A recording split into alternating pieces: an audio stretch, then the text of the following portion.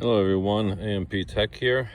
Today we're going to talk about and show you how to replace the fan on a Mercedes ML500. This is a W163 model. It's a 2004 with a 5-liter V8, 3 valves per cylinder.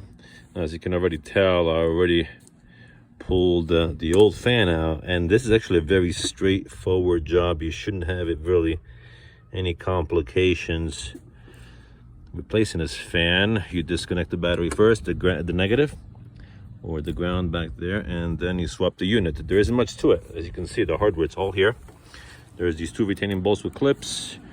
These are the power nuts to connect the electrical here. This is your ground, this is your power cable. This is your some form of sensing unit. I can't recall the wording for it right now.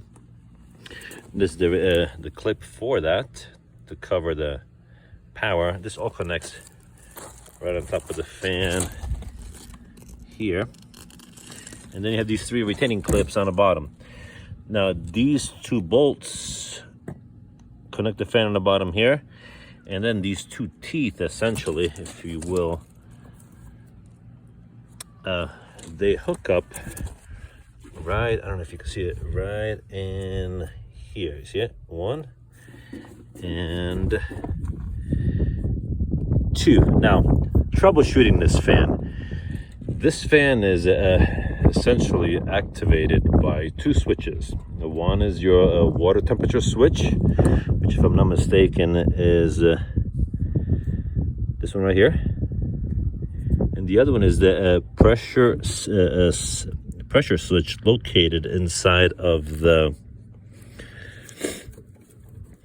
air conditioning condenser or the air conditioning circuit. So what happens is when the water reaches a certain temperature, which in the case of the Mercedes is right in this particular car, it's right above, right when it's right above 80 degrees Celsius, the water temperature sensor will turn this fan on. However, the air conditioning sensor, the sensor located in a condenser, will turn the fan on automatically, even if the car is cold.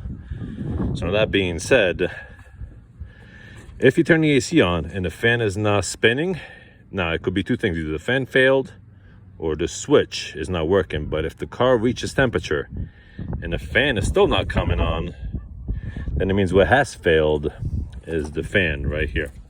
So I'm going to install this fan, and then we'll do a power run on it, make sure that everything runs as it's supposed to. Okay? And of course, it goes without saying, but I am going to say it, obviously. If you guys like these videos and helps you, please like and subscribe, and for more of these types of videos. All right, bye.